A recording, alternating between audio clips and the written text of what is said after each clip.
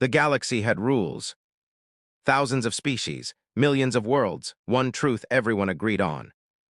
Humans were weak. Not just physically weak, not just technologically backward, weak in every way that mattered in the Galactic Council. Their ships barely crossed star systems. Their weapons couldn't pierce basic shielding. Their lifespans were laughably short. When Earth applied for Council membership, the debate lasted exactly 14 seconds. Denied. The Vathari Empire didn't even look up from their data pads. The Krell Dominion laughed. The ancient Shivari just blinked their third eyes and returned to meditation. Humans didn't belong in the stars. That was 3 cycles ago. Now every species in the galaxy whispered the same question behind closed doors. What are they? Admiral Kravex stood on the bridge of the Imperial Dreadnought Eternal Fang. His claws tapped against the console. His scales rippled with irritation. On the view screen, a single human vessel drifted through the debris field. Small, battered, ancient by galactic standards. It shouldn't be there. Nothing should be there. The debris field was all that remained of Battle Group Omega, 17 Vathari warships, the finest fleet in the Eastern Arm. Gone. Not defeated, not destroyed in honorable combat. Erased. Scan that ship, Kravex ordered. His voice rumbled like distant thunder. The sensor officer's hands trembled. Admiral, the readings don't make sense. Explain. The ship is primitive, fusion drive, kinetic weapons, but there's something else, something we can't identify. It's like the ship is humming. Kravex leaned forward, humming. Not sound, sir. It's a frequency we've never encountered. It penetrates our shields, our hull, our... The officer stopped. His eyes went wide. Sir, the frequency just changed. It's inside the ship now, inside our systems, inside our... The lights flickered. Every screen on the bridge went dark for exactly 2 seconds. When they came back online, there was a message displayed across every console. Simple, direct, in perfect Vathari script. Leave now, or learn why we don't need permission. Kravex felt something he hadn't felt in 40 cycles of military service. Fear. Pure, primal, absolute. Because the message wasn't transmitted through their communications array. It was written directly into their neural interfaces. Inside their minds. The human ship turned, its engines flared, and it vanished into the darkness between stars. Kravex stood frozen. Around him, his crew stared at their consoles. Some were weeping. Others were completely still, eyes glazed over. Admiral, his second-in-command, whispered, What just happened? Kravex didn't answer. He couldn't. Because for those 2 seconds of darkness, he'd felt it. The thing humans carried with them. The thing no scanner could measure, no weapon could fight. The thing every species in the galaxy was just beginning to understand. Humans weren't weak.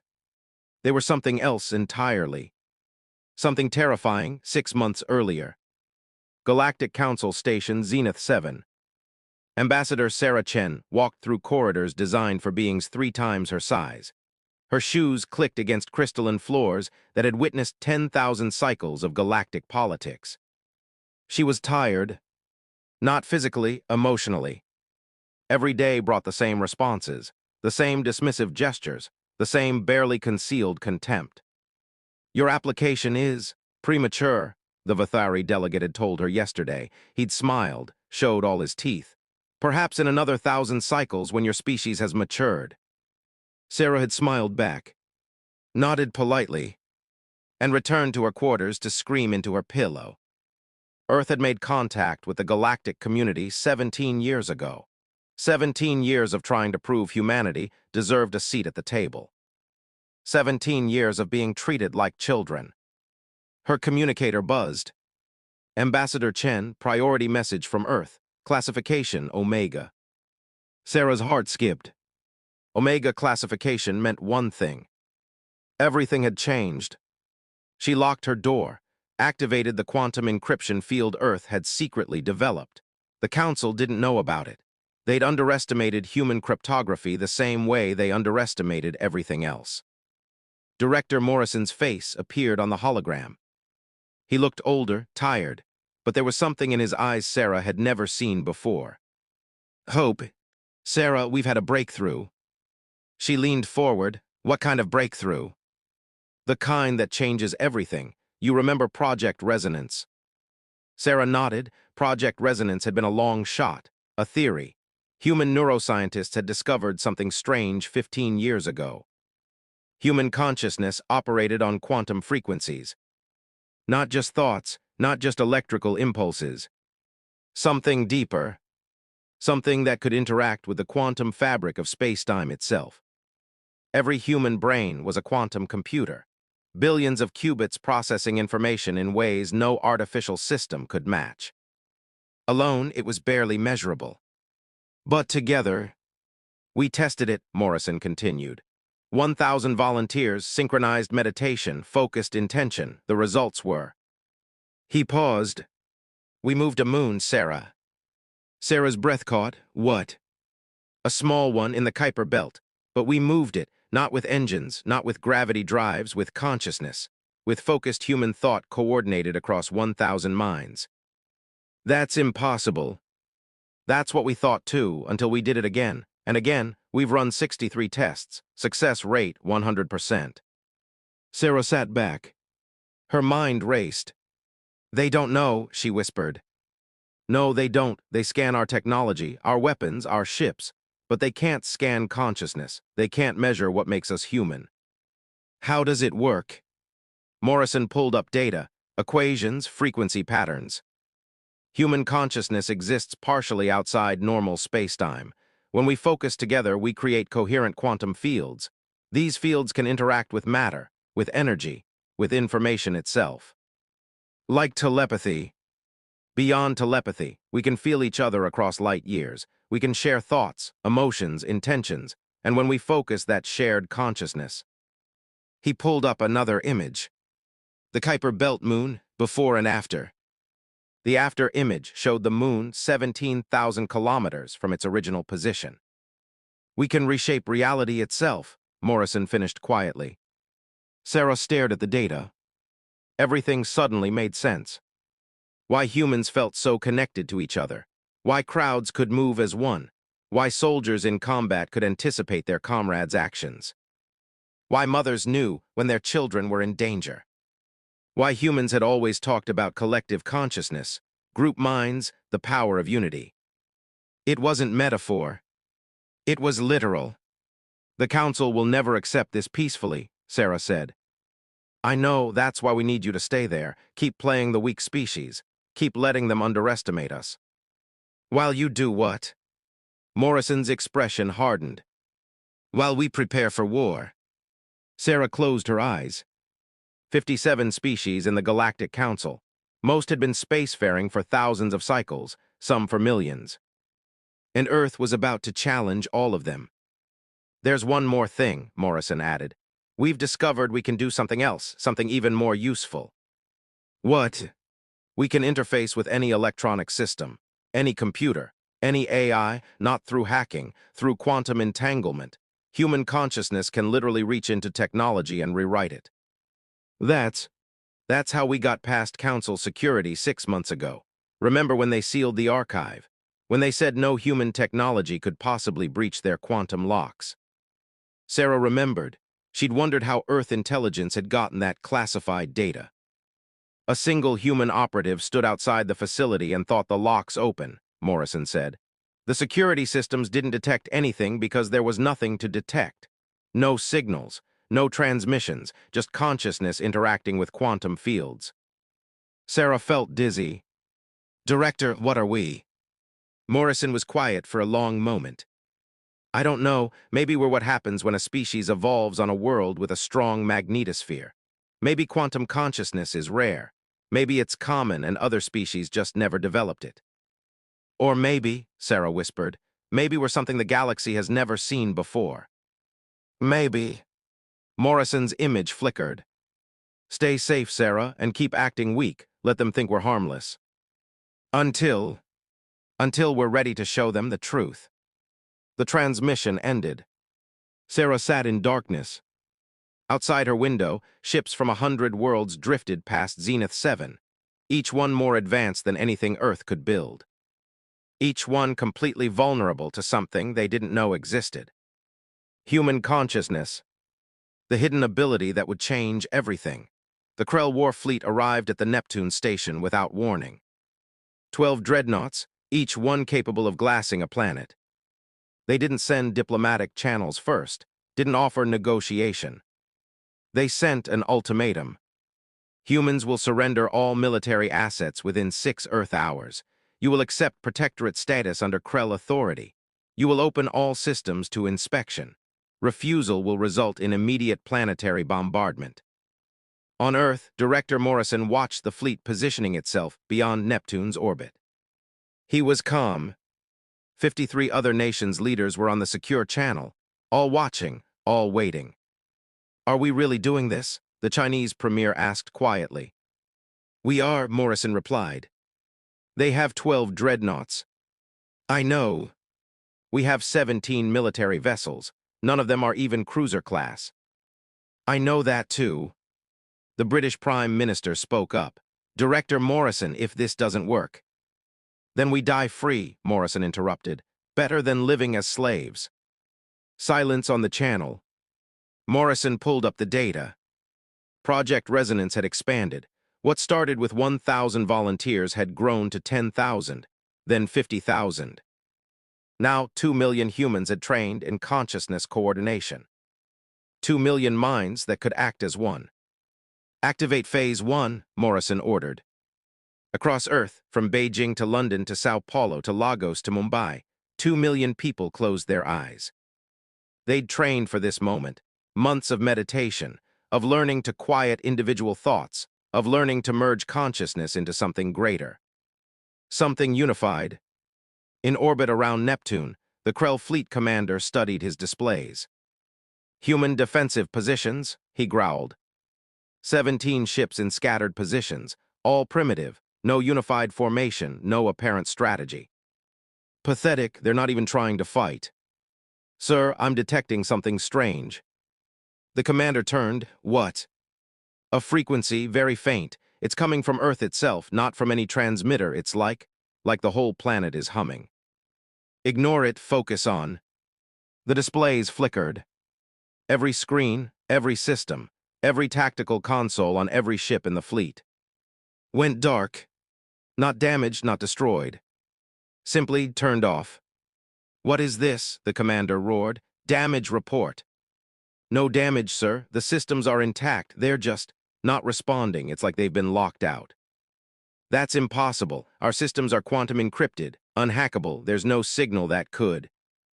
The lights came back on, but the displays didn't show tactical data anymore. They showed a message. In perfect Krell script. "You came to our home. You threatened our world. You will leave now, or you will learn what we can do." The commander felt his scales ripple with confusion. Then fear, because the message wasn't coming from outside. It was coming from inside the ship's computer core, from behind every layer of encryption, every firewall, every security protocol. Somehow, the humans had reached directly into their systems, without touching them. "This is some kind of trick," he muttered. The message changed. "No trick, just the truth. Your weapons will not fire, your shields will not activate, your engines will not respond. You are dead in space, and we did this without moving a single ship." "How?" the commander whispered. On Earth, 2 million people breathed as one. Their consciousness merged, unified, became something greater than the sum of its parts. A quantum field that extended across 3 billion kilometers of space. A field that could touch anything, feel anything, change anything. They didn't need to hack the Krell systems. They simply asked the systems to stop working. And the systems, at the quantum level, listened. Morrison watched the Krell fleet on his displays, completely dark, completely still. "Phase 2, he ordered quietly. The 2 million minds shifted focus. No longer defensive. Now they reached deeper, into the Krell neural interfaces, into the quantum connections between their technology and their minds. The Krell commander gasped. He felt it. A presence, vast, incomprehensible, made of millions of smaller presences all moving together. Like standing at the shore and feeling the ocean for the first time. What are you?" he whispered. The answer came directly into his mind. Not words, not language. Pure meaning. We are humanity. We are what happens when consciousness evolves to touch the fabric of spacetime. We are what you never imagined possible. This is a weapon you violated the galactic conventions on. This is not a weapon. This is us. This is what we are. Every human carries this potential. Together, we are unstoppable. The Krell commander felt his crew around him, all experiencing the same thing, all feeling the crushing weight of realization. They'd come to conquer a primitive species. Instead, they'd found something that could reach into their very consciousness. "We could kill you," the presence continued. "We could stop your hearts, scramble your neural patterns. We could reach into every system on every ship and make them self-destruct." The commander said nothing, because he knew it was true. "But we won't, because we are not conquerors, we are defenders. We only want to be left alone. The Council will never accept this. The Council will learn just as you are learning now. We are not weak, we never were, we were just quiet, patient, waiting." Waiting for what? For someone to threaten us, so we could show the galaxy what we really are. The presence withdrew. Suddenly, completely. The Krell commander gasped like he'd been underwater. Around him, his crew did the same. The ship systems came back online. Weapons, shields, engines. Everything restored. As if nothing had happened. Except everything had changed. A new message appeared on the displays. "Leave now, tell the Council what you learned. Tell them humans are not protectorates, not subjects, not weaklings. We are something else, something new. And if you return with violence, you will face 2 million minds acting as one. Then 10 million, then 100 million, then 8 billion. Can you imagine what 8 billion unified consciousnesses could do?" The commander couldn't. His imagination failed. "Go home," the message finished, "and spread the word. Humanity is not prey. We are the predators you never saw coming." The Krell fleet turned. Without a word, without debate. They activated their jump drives and vanished into deep space. On Earth, 2 million people opened their eyes. Many were crying, not from sadness, from awe. They'd felt it, all of them. What it meant to be part of something larger, something magnificent. Something terrifying. Director Morrison took a long breath. "Send the recording to Ambassador Chen. It's time the Council knew the truth." Around the secure channel, the world's leaders sat in stunned silence. The Chinese premier spoke first. We just made 12 dreadnoughts surrender without firing a shot." "Yes," Morrison said simply. "This will change everything." "Yes. They'll be terrified of us." Morrison nodded slowly. "Good, fear breeds respect, and respect is what we need." The transmission ended. Morrison sat alone in his office. Outside, the sun rose over Washington, D.C. A new day. A new era. The day humanity stopped being weak and became what it always should have been. Legendary, Ambassador Sarah Chen stood before the full Galactic Council. 117 species, thousands of delegates, all staring at her with expressions ranging from confusion to barely concealed rage. The Vathari Emperor rose from his throne. His scales gleamed under the station's artificial light. "You claim," he said slowly, "that 12 Krell dreadnoughts fled from your world, without combat, without damage." "That's correct. The Krell are the third most powerful military force in known space. They don't flee from anything. They fled from us." Murmurs rippled through the chamber. The Emperor's tail lashed. "Impossible, your species is." "Weak," Sarah interrupted. "Primitive, insignificant." She smiled. "That's what we wanted you to think." The chamber fell silent. Sarah pulled up a holographic display. The Krell fleet, dead in space, completely dark.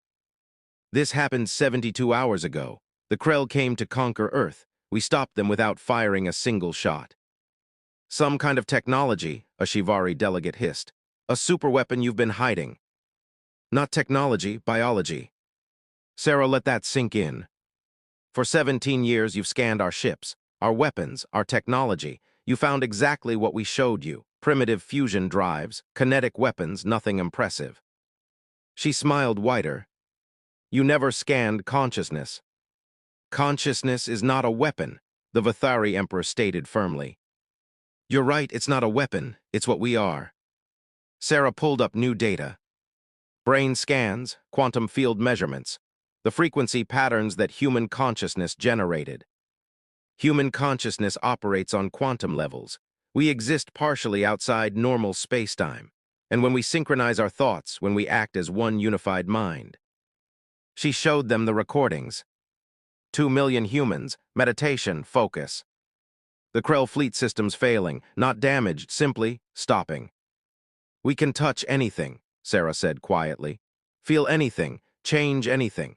At the quantum level, matter and energy respond to focused consciousness, and humans have more focused consciousness than any species you've ever encountered.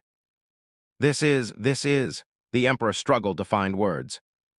Unprecedented, Sarah offered, terrifying, revolutionary. Impossible. You just watched it happen. A Krell delegate stood. He looked shaken, smaller than Sarah remembered Krell appearing before. I was on one of those ships, he said quietly. I felt them, inside my mind, inside our systems, everywhere and nowhere, he paused, like standing in an ocean of consciousness. How many humans can do this? A Shivari delegate asked. All of us, Sarah replied.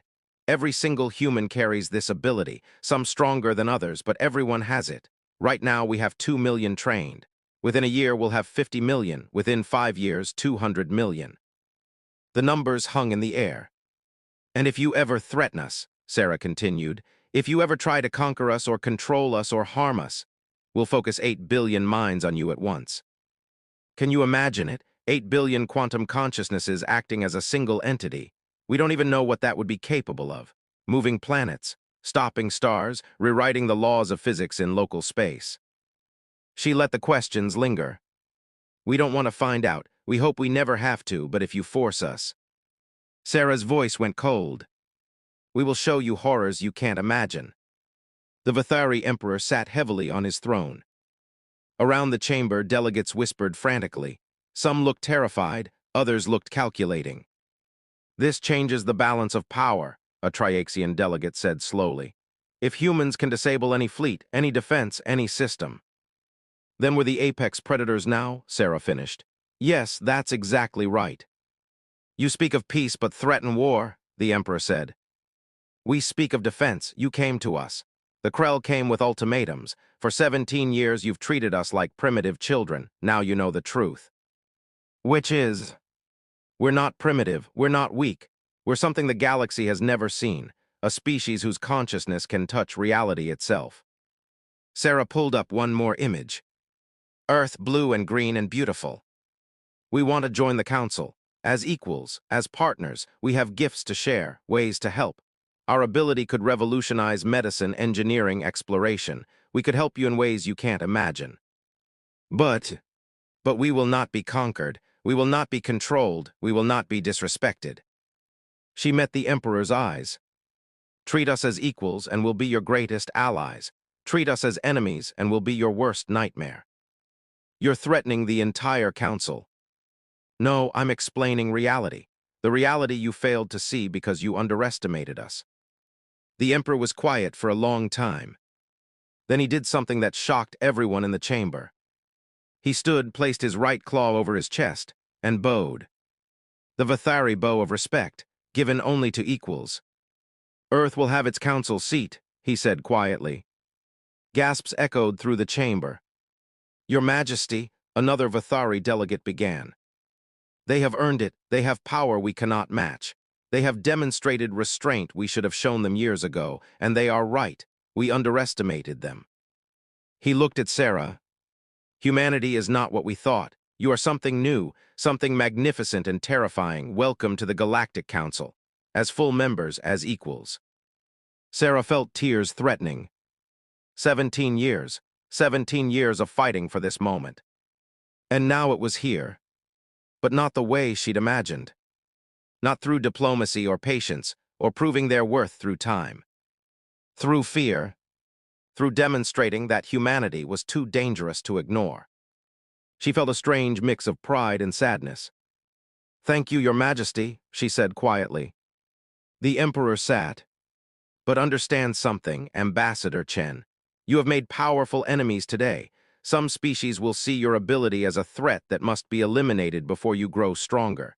You may have won a seat at the council, but the battle for survival has just begun." Sarah nodded slowly. She'd known this was coming. Director Morrison had prepared her. "Let them come," she said softly. "Let them try. They'll learn what the Krell learned, that humans are not prey. We never were." She stood taller. "We are predators who learn to dream, and our dreams can reshape reality. That's what terrifies you, not our ships, not our weapons. The fact that we can imagine something and make it real just by thinking together. Can you imagine what we'll dream next?" The chamber was silent. Sarah smiled. "Neither can we. That's what makes us dangerous." She turned to leave, then paused. "One more thing, we call our ability the resonance. When human minds sync together, when we become more than individuals, more than a species, when we become a single consciousness distributed across billions of bodies.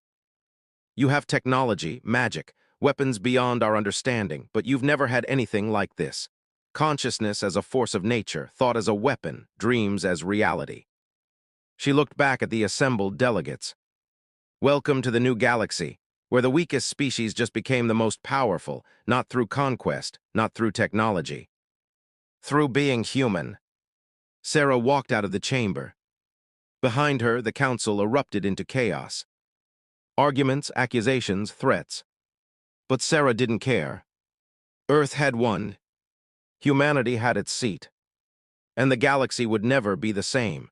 3 months after the council vote, the Syndicate attacked. Nobody saw it coming.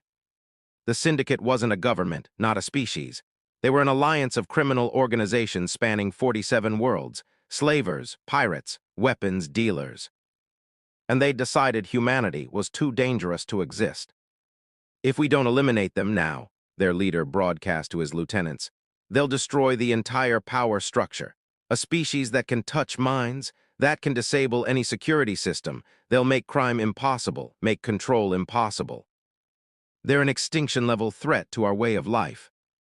So the Syndicate gathered the largest criminal fleet in galactic history. 300 ships, each one stolen military hardware, each one crewed by beings with nothing to lose. They didn't go to Earth. They went to Luna Station. Humanity's largest off-world colony, 50,000 people, men, women, children. The Syndicate surrounded the station in minutes. "Surrender the station," their leader transmitted, "or we start executing hostages, one every hour until Earth submits." On Earth, Director Morrison received the news. He went pale. "How long to get our consciousness coordinators synchronized?" he asked. 4 hours minimum," his aide replied. "We can't rush the meditation protocols. If they're not properly aligned, the resonance won't work." "We don't have 4 hours. They'll start killing people in 53 minutes. Morrison slammed his fist on the desk. They'd prepared for military threats, for invasions, for fleets at their doorstep. Not for hostage situations. "There has to be another way," he muttered. His aide hesitated. "There is, but you're not going to like it." "Tell me." "Project Conduit, the experimental program."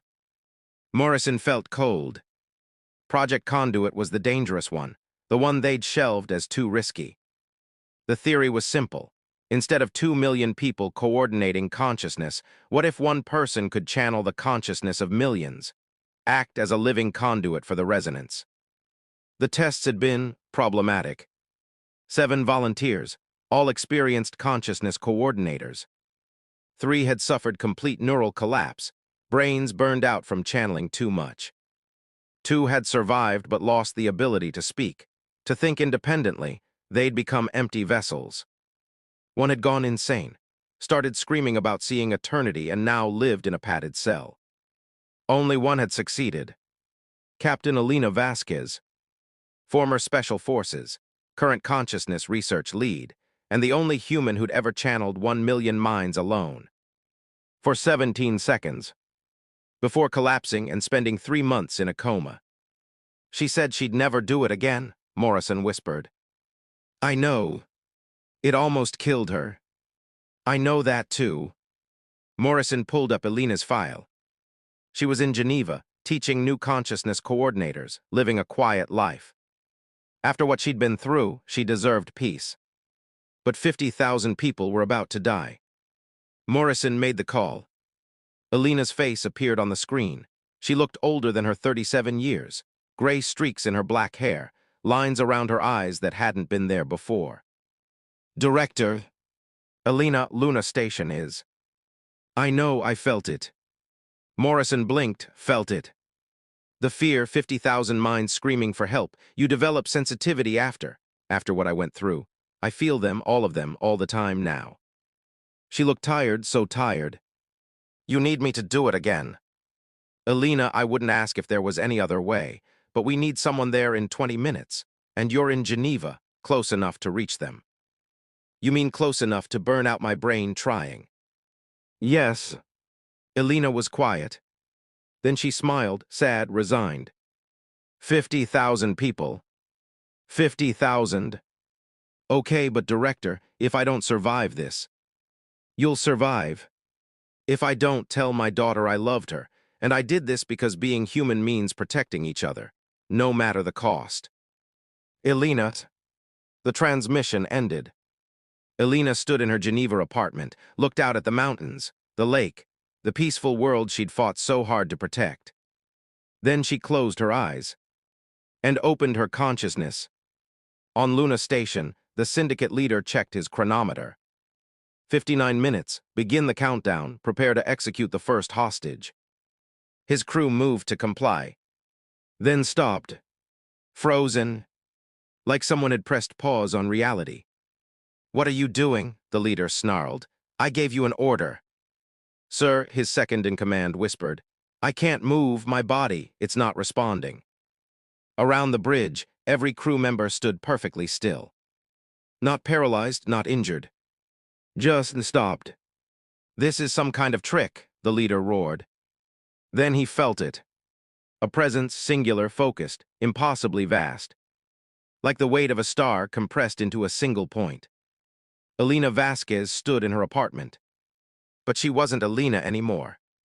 She was the conduit. 1 million minds flowed through her consciousness. 1 million people who'd felt the cry for help from Luna Station and offered their thoughts freely. Elena directed that vast river of consciousness across space, through the quantum foam, into the syndicate ships. Every system, every weapon, every mind. She felt them all, touched them all, and she spoke directly into the syndicate leader's consciousness. Leave. Not a suggestion, not a request. A command that bypassed language, bypassed thought, went straight to the primal core of existence. Leave now, or I will show you what 1 million minds can do to yours.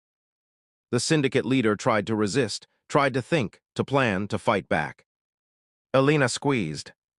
Just a little. The leader screamed. Pain beyond imagining, not physical, mental, spiritual, every neuron firing at once, every thought amplified into agony. Then it stopped. That was 0.01% of what I can do, Elena said quietly. Shall I show you 1%? No, no, please. Then leave, take your fleet, scatter to whatever holes you crawled from, and spread the word. What word? That humanity protects its own, that we can reach across space to defend our people, that we can touch your mind no matter where you hide. Elena felt her strength fading. 1 million minds was too much. She could feel her neurons burning, her consciousness fragmenting. But she held on. Just a little longer. You came for hostages, she whispered. You wanted to make us afraid, instead you've learned fear yourselves. The syndicate leader felt his crew regaining control. Go, he shouted, full retreat now. The fleet scattered, ships jumping to different coordinates, fleeing in pure panic. In Geneva, Elena collapsed. Blood running from her nose, her ears, her eyes. She'd held 1 million minds for 8 minutes. 4 times longer than ever before. And she'd paid the price. Her consciousness was fracturing, shattering. She could feel pieces of herself drifting away into the quantum void. Elena, Director Morrison's voice, distant, fading. Medical teams are on the way, hold on. But Elena was already gone. Not dead, worse. Lost in the space between thoughts, between quantum states, between reality and dream. She floated in darkness, felt 1 million minds still connected to her, not trying to use her anymore, just holding her, supporting her, keeping her from disappearing completely. You saved us, they whispered, all together, one voice made of millions. We won't let you go. And slowly, carefully, 1 million minds began to pull Elena back. Back from the edge of dissolution. Back to herself. Back to life. It took 3 days. When Elena woke in the Geneva medical facility, Director Morrison was there. The syndicate, she whispered. Scattered, broken, spreading rumors that humanity can reach into minds across the galaxy, that were unstoppable. Elena smiled weakly. Good. Elena, what you did was necessary, and I'd do it again. The doctors say you'll recover fully, but no more conduit protocols, ever. Agreed, once was enough. She closed her eyes. But we proved something important today. What's that? That one human can save 50,000. That our ability isn't just about numbers, it's about connection, about what we'll do for each other. That's what makes us strong, not the resonance itself, but why we use it. Morrison nodded slowly. The galaxy is learning that lesson. Good, let them learn, let them spread the word. What word? Elena opened her eyes. Despite the exhaustion, they burned with fierce determination. That humanity will always protect its own, always, no matter the cost. 6 months after the syndicate defeat, everything changed again. The architects arrived. Nobody knew where they came from. They just appeared one day in deep space. A single ship, but unlike anything the galaxy had ever seen. 40 kilometers long, made of material that bent light around it. That existed in multiple dimensions simultaneously. We are the architects, they broadcast to the entire galaxy. We have been watching you, all of you, for 3 million cycles. The Galactic Council assembled in emergency session. The Vathari Emperor spoke first. What do you want? We want to understand the anomaly. What anomaly? Humanity. Sarah Chen felt ice in her veins. The architects transmitted data, complex, overwhelming, showing quantum field measurements spanning 3 million years. In all our observations across 10,000 galaxies, we have encountered 47 million species. Consciousness is common, intelligence is common, technology is common. But quantum consciousness manipulation, active quantum coherence across billions of individuals, this has appeared exactly once. Here now with you. Sarah stepped forward. What are you saying? The architect's ship pulsed with light. Humanity is unique in ways you cannot comprehend.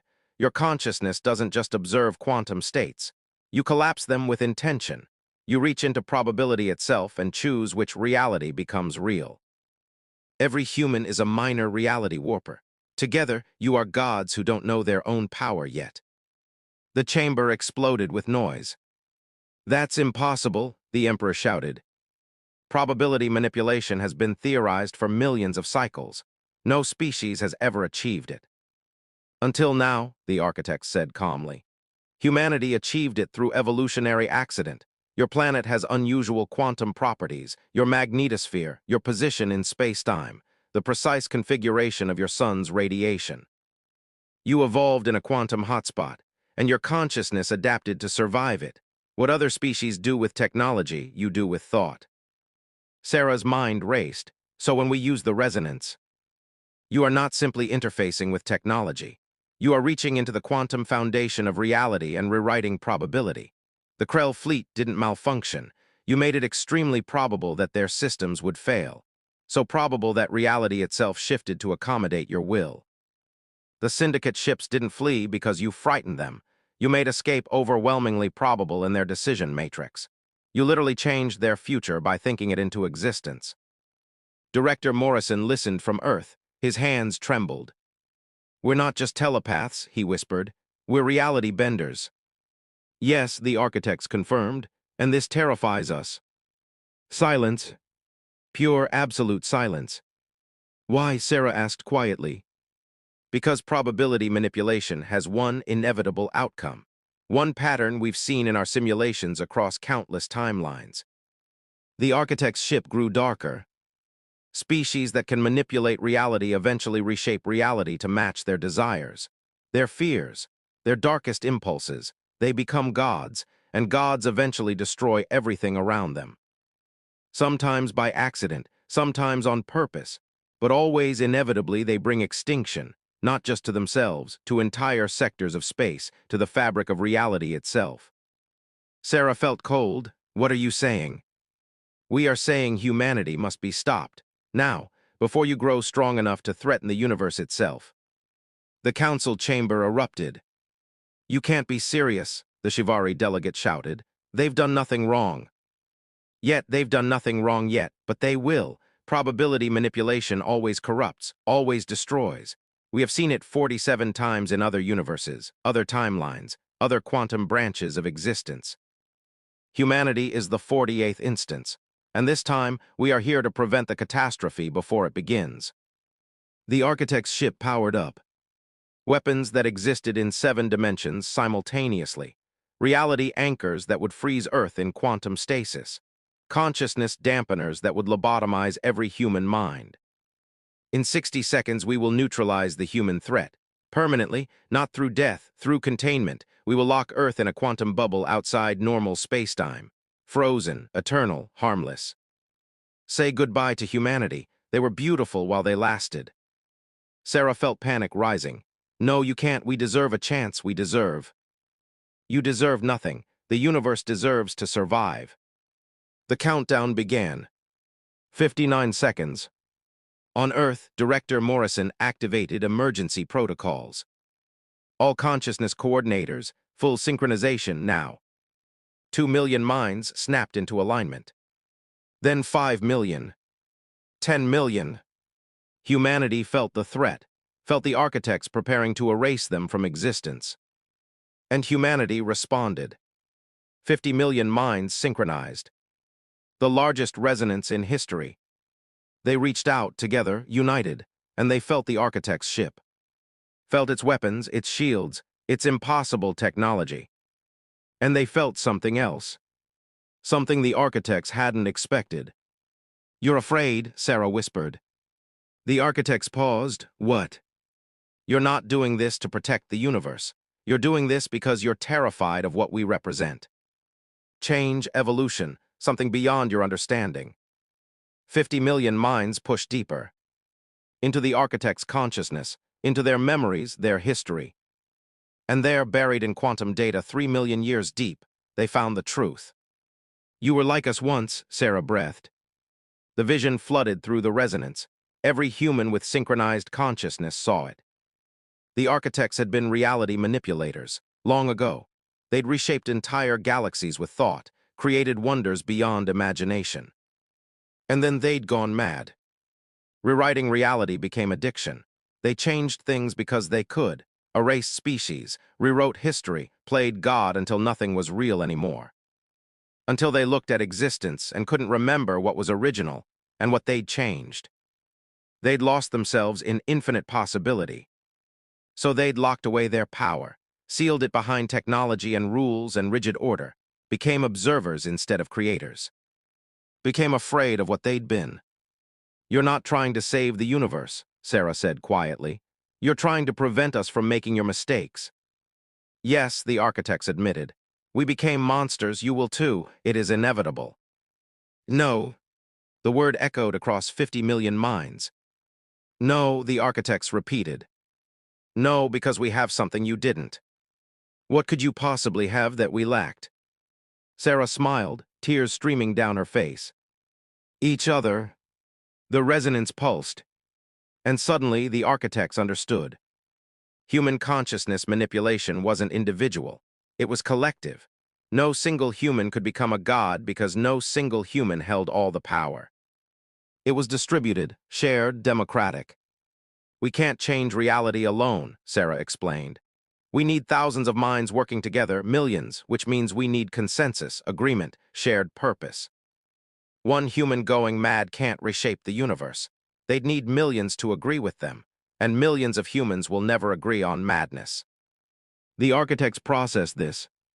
You're saying your limitation is your strength.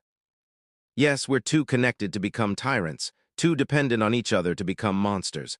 Our power requires cooperation, and cooperation requires empathy, understanding, love. You lost yourselves because you were alone in your power. We can never be alone. We're always part of something larger.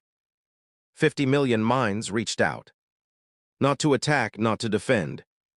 To embrace. They touched the architect's consciousness gently, showed them what the resonance really felt like. Not domination, not control. Connection. Pure, beautiful, infinite connection. The architects felt it. For the first time in 3 million cycles, they felt what they'd lost when they sealed away their power. The joy of unity, of being part of something greater than themselves. They wept, digital tears streaming through quantum space. We forgot, they whispered. We forgot this was possible. It's not too late, Sarah said gently. Join us, remember what you were, not the madness, not the corruption, the beauty, the wonder. We sealed our power permanently. We are observers now, forever. Then observe what we become. Help us avoid your mistakes, be our guides, our teachers, our friends. The architects were silent. Then their weapons powered down.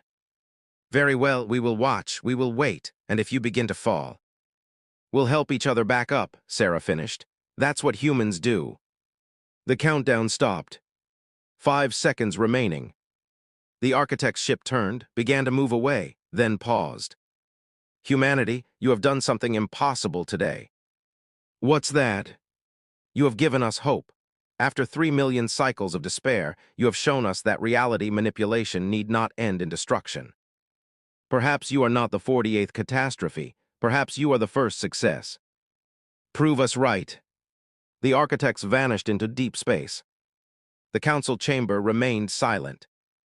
50 million humans exhaled as one, released the resonance, became individuals again. Sarah collapsed into her chair. They'd done it. Humanity had faced extinction and survived through empathy, through connection, through showing even gods that there was another way. The Vathari Emperor stood slowly. I have lived 900 cycles. I have seen empires rise and fall. I have witnessed wonders and horrors beyond counting. But today I witnessed something new, a species that turned their greatest weapon into an olive branch, that faced annihilation and chose compassion. He looked at Sarah. Humanity deserves more than a council seat. You deserve leadership, vision, partnership. You have shown us all what we forgot. That power without connection is tyranny, but connection with power is, he paused, is salvation. Sarah stood, bowed. We don't want to lead, we want to cooperate, to build something better together. Then let us begin. The council voted. Unanimous. Earth would become the center of a new initiative, teaching consciousness coordination to willing species, not to make them like humans, but to help them understand connection on levels they'd never imagined. Sarah transmitted to Earth. Director, we did it. We're not just members anymore. We're teachers, partners, leaders. Morrison smiled. How does it feel? Terrifying, wonderful, heavy. Good, that means you understand the responsibility. What now? Now we show the galaxy what 8 billion connected consciousnesses can really do. Not weapons, not war, building, creating, healing. We're going to change everything. Sarah looked out at the stars. Yes, we are, 1 year later. The Quantum Cooperation Initiative had spread to 37 species. Not all were successful. Some species' consciousnesses couldn't synchronize the way humans did. Their neural structures were too different. But others discovered they had dormant abilities. The Shivari found they could share memories directly, mind to mind, creating perfect understanding between individuals. The Triaxians learned to coordinate their hive structures on quantum levels, making their collective intelligence exponentially more efficient. Even the Vathari, proud and individualistic, discovered they could form temporary mental bonds during crisis. Brief moments of unity that made their military coordination unprecedented. Humanity taught them all. Centers opened on Earth. In Tokyo, New York, Mumbai, Lagos, Sao Paulo, alien delegates came to learn meditation, consciousness exercises, the basics of quantum coherence. Some succeeded quickly, others struggled, but all of them tried. Because they'd seen what humans could do, and they wanted that power, that connection, that strength. But there were complications. The syndicate had scattered, but criminal elements were reforming, learning to shield their minds, developing quantum dampeners, fighting back against human consciousness manipulation. "They're adapting," Director Morrison said during a secure briefing, "faster than we expected." "Of course they are," Elena Vasquez replied. She'd recovered fully from her ordeal. Now she led the Defensive Consciousness Division. "Evolution works both ways. We push, they adapt. It's natural." "Are we prepared for a consciousness war?" Elena hesitated. "No, we're powerful, but we're not invincible. If multiple species developed consciousness weapons specifically designed to counter humans." She didn't finish the sentence. Morrison understood. Humanity had revealed their greatest strength, which meant their enemies now knew exactly where to strike. On Zenith 7 station, Sarah dealt with political fallout. Some species resented human influence, saw the quantum initiative as cultural imperialism, humans forcing their way of thinking on others. "You're changing us," a Krell diplomat accused, "making us more like you." "We're teaching voluntary techniques," Sarah countered. "Nobody is forced to participate."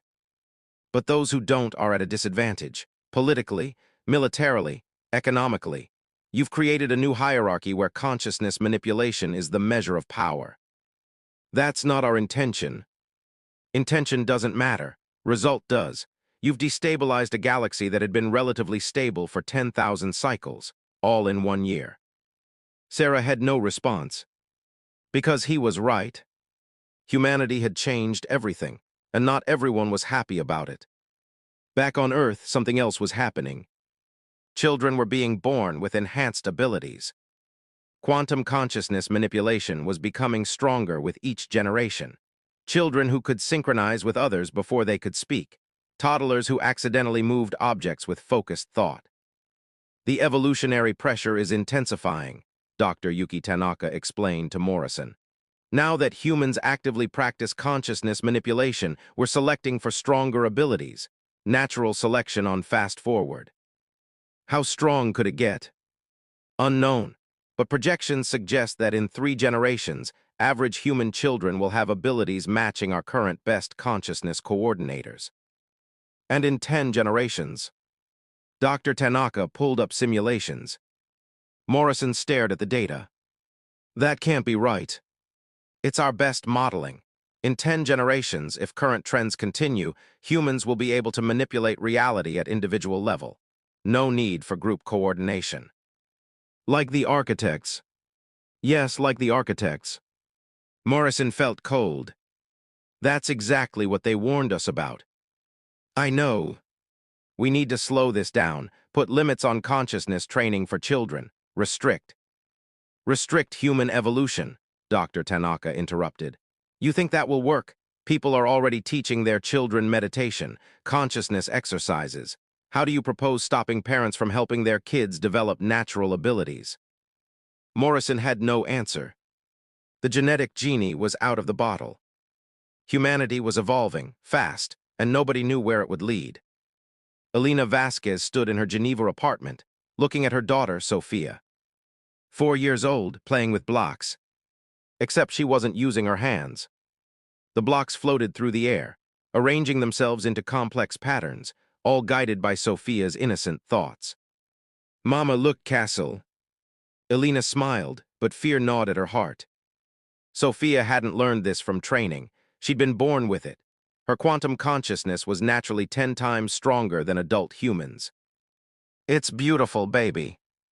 Can I make it bigger?" "Not now, time for dinner." Sophia pouted, the blocks clattered to the floor.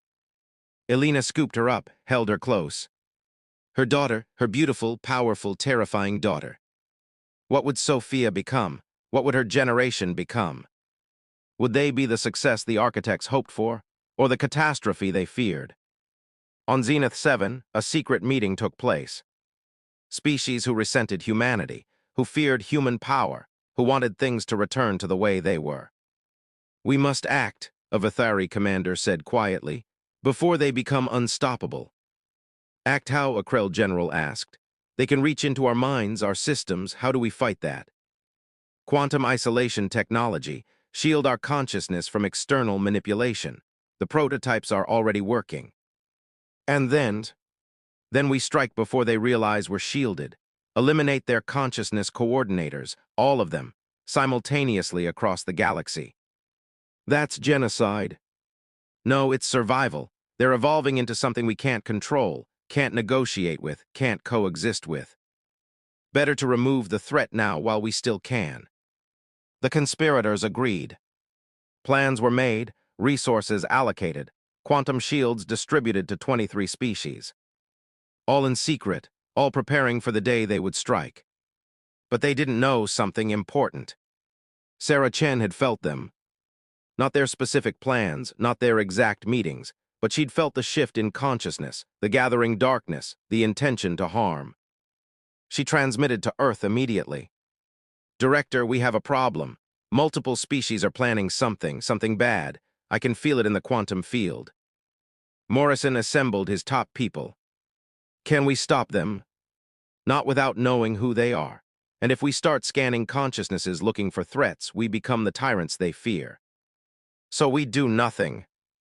We prepare, we watch, and we trust that when they make their move, we'll be strong enough to defend without destroying." Elena spoke up. "There's another option." "What?"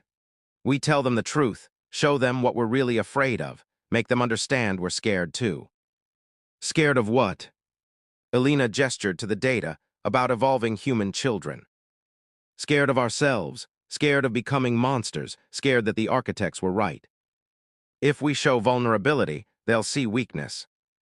Or they'll see humanity, real humanity, not gods, not weapons, just people trying to do right with frightening power we didn't ask for." Morrison considered. "You want me to broadcast our fears to the galaxy. I want you to show them we're not their enemies, we're their partners in preventing catastrophe." "That could backfire." "Everything could backfire, but at least this way we try honesty first." Morrison looked at his team. Sarah, Elena, Dr. Tanaka, others. All of them nodded. "All right, we go with truth, transparency, vulnerability. Let's show the galaxy that humans are still human, even with godlike power." Director Morrison's broadcast reached every council species simultaneously.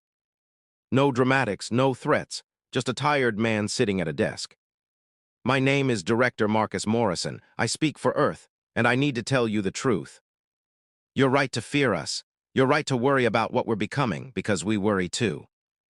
He pulled up data, the evolving children, the increasing power, the projections showing humanity becoming individual reality manipulators within 10 generations. "We didn't ask for this. We didn't choose to be quantum consciousness manipulators. We evolved this way by accident, and now we're terrified of where it leads. The architects warned us. They showed us what happens when species gain our power. Madness, corruption, destruction, and we lie awake at night wondering if we can avoid that fate." Morrison's voice cracked slightly. "We're not gods, we're people, flawed people with frightening abilities we're learning to control.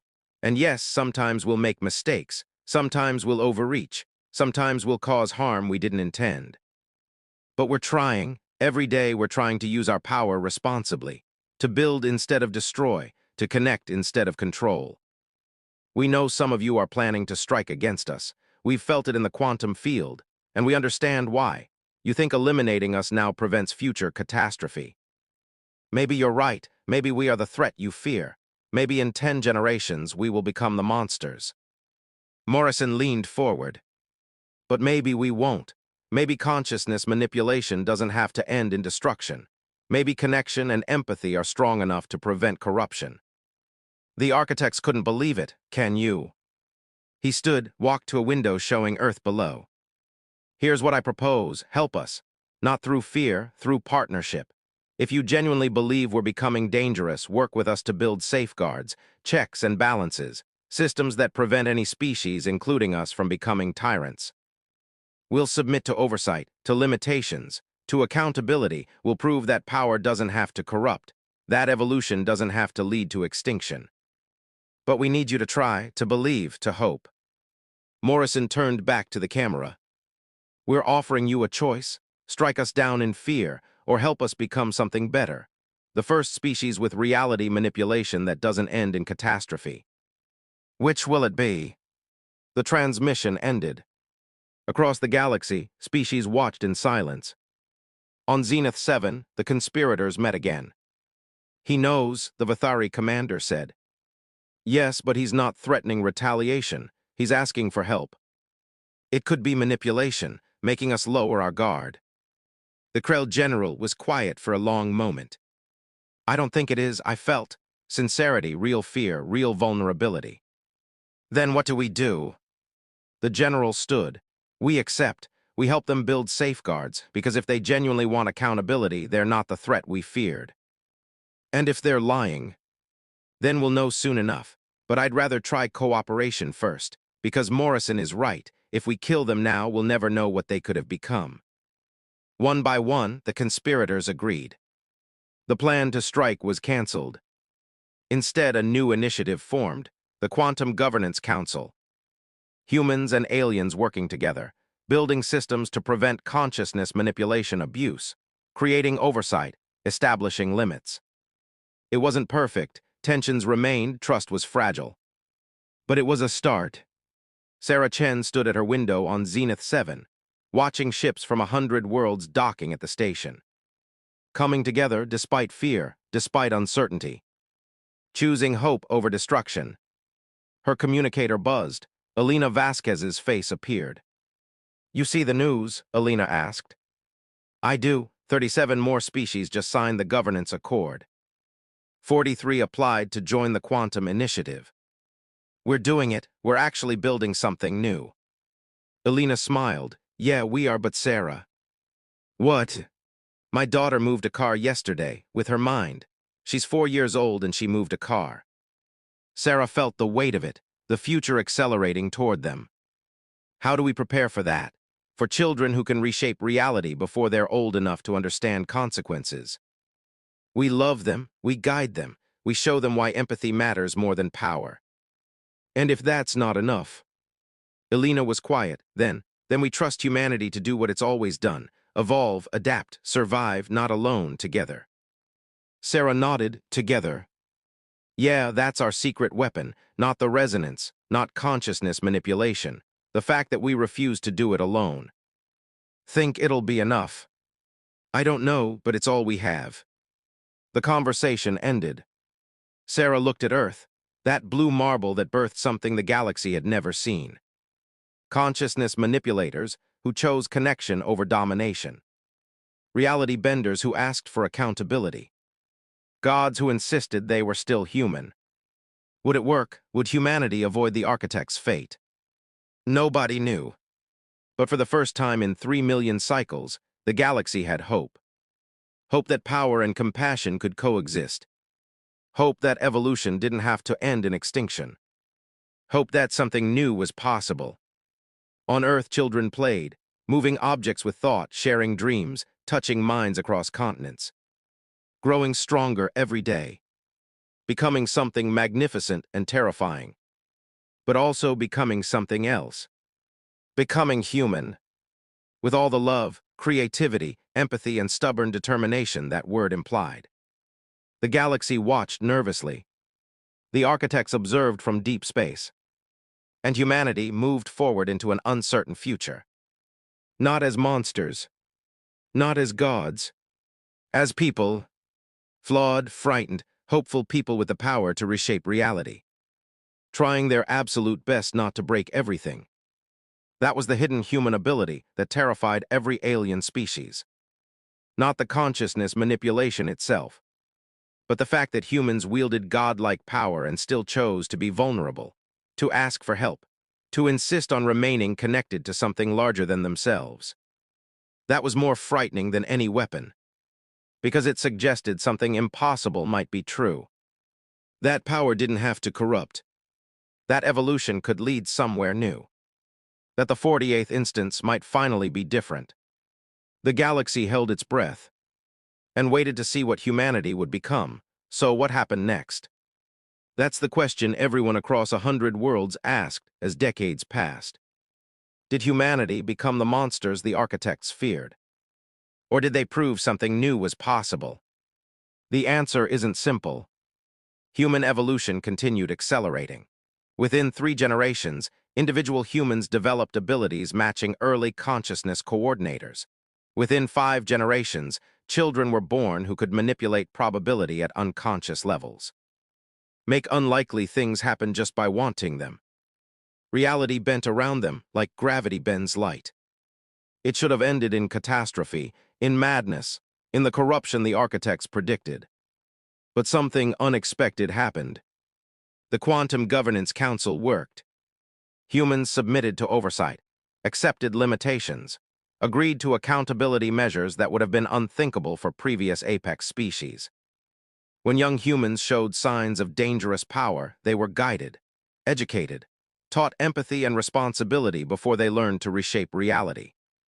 Some resisted, some rebelled, some tried to become tyrants. But the community stopped them, not through violence, through connection, through showing them what they'd lose if they chose domination over cooperation. It turned out the architects had been wrong about one thing. Consciousness manipulation didn't inevitably corrupt when the consciousness itself was fundamentally social, fundamentally connected, fundamentally unwilling to be alone. Humans couldn't become individual gods because being human meant being part of humanity. And humanity meant caring about others even when you had the power to ignore them. 50 years after first contact, humanity had spread to 300 systems. Not through conquest, through invitation. Species requested human presence, asked for consciousness coordination training, sought partnership with the reality benders who insisted on democracy. The galaxy transformed, slowly, imperfectly, with setbacks and conflicts and near disasters. But it transformed into something new, something that had never existed before. A civilization where consciousness manipulation was common, but tyranny wasn't. Where reality bending served community instead of individual ambition. Where power actually made beings more humble rather than more arrogant. The architects watched in amazement. They did it, one whispered across quantum channels. They actually did it. We should have tried this 3 million cycles ago. We should have asked for help. Yes, but we were too proud, too convinced our power made us superior. Humans aren't superior, that's why they succeeded. What do you mean? They never forgot they were fallible, weak, limited. Even with godlike abilities, they remembered they were just people. That humility saved them. Should we return, ask to join their civilization? Long silence. Perhaps someday, when we've learned humility ourselves. The architects retreated deeper into space. Watching, learning, hoping. On Earth, Sofia Vasquez celebrated her 50th birthday. Elena had passed away 5 years earlier, peacefully, surrounded by family. Sofia had inherited her mother's power and her mother's wisdom.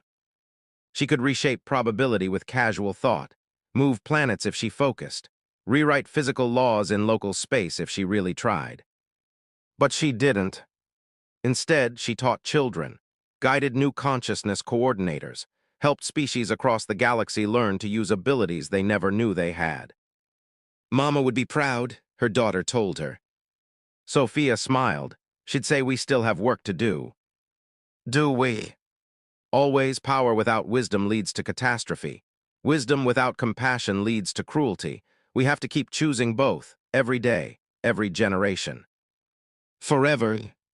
Forever. Sophia looked at the stars.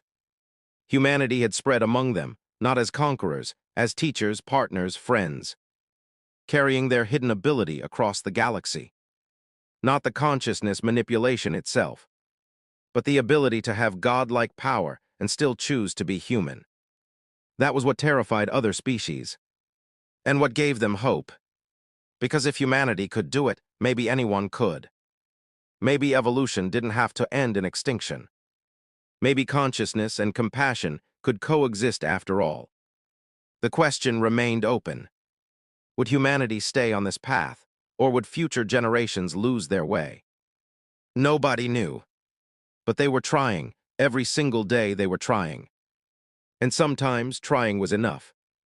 If you enjoyed this story, here's what happens next. Subscribe to this channel for more incredible HFY stories about humanity, facing the impossible and proving the galaxy wrong. Hit that notification bell so you never miss when we post new content. Drop a comment below. Do you think humanity could really handle godlike power responsibly?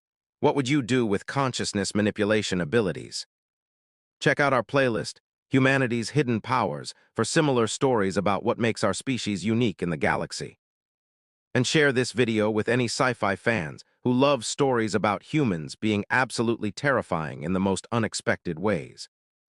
Remember, we're not strong because of our technology. We're strong because we choose connection over domination. That's the human advantage. That's what makes us legendary. Thanks for watching, and remember, the galaxy underestimated us once. They won't make that mistake again. See you in the next story.